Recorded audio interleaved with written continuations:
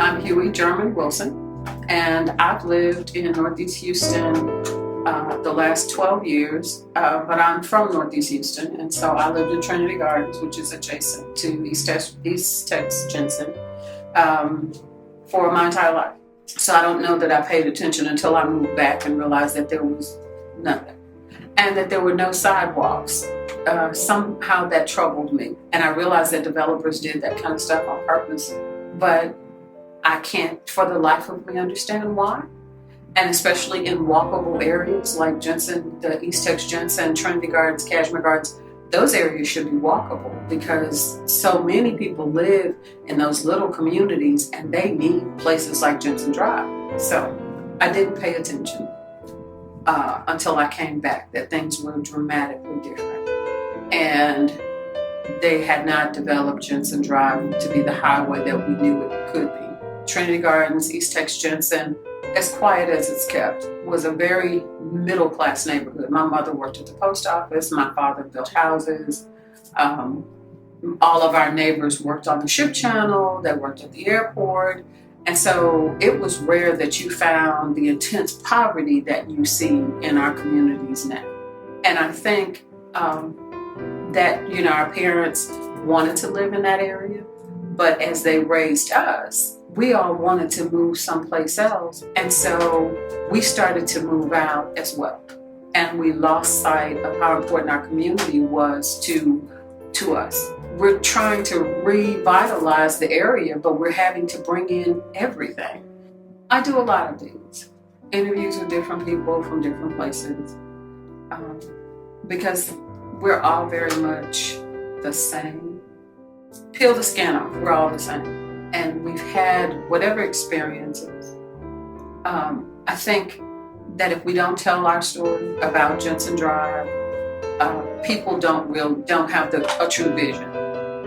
I didn't have it until I started to tell people about, if you don't know your history, you're destined to repeat it. Jensen needs an economic hub, like Trinity Gardens needs an economic hub. All of these little communities are so interconnected and interdependent, and they need each other, but they all need their thing. These kinds of interviews force us to do that. And I want to tell this history so that we remind people of where we were, so that we know where we develop where we want to go. And we've got to design what we want to see because it's our story to tell. And I remind people constantly, and they say, I totally forgot about that. So we get to remember our past and design our future. That's it. I want to see the arts back in our community. We had artists that grew up in these communities that left. Our kids right now are artists. They're business people, they're our doctors. And so I really want them to understand how important that they are history. They're part of this history. So I need these kids to see that. We're at a time now when the graffiti art that our kids are doing is a real art. And people are no longer saying, oh my God, they put graffiti on the side of the freeway.